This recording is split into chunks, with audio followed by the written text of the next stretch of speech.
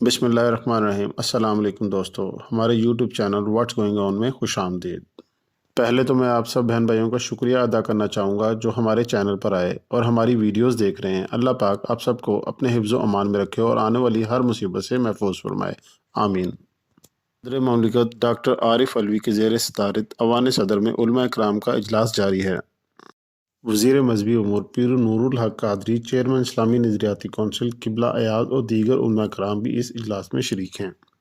सदर ममलिकत ने पाकिस्तानी कौम से कल जुम्मा के रोज़ अल्लाह के हजूर तौबा और इस्तग़फ़ार करने की अपील की है। अवाम इनफरादी तौर पर अपने घरों में 2 नवफल सलात तौबा का एहतमाम करें। पीर नूरुल हक कादरी साहब।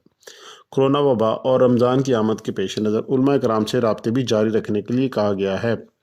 वज़ीर-ए-आज़म इमरान खान ने वीडियो लिंक के ज़रिए उलमा के साथ मुशावरत की। पीर नूरुल हक कादरी साहब ने कहा, वज़ारत मजहबी अमूर ने तमाम ज़िली इंतज़ामिया को उलमा इकराम से राब्ते तेज़ करने की हिदायत जारी कर दी है। रमज़ानुल मुबारक के हवाले से हतमी फ़ैसला और पॉलिसी अगले इजलास में तय की जाएंगी।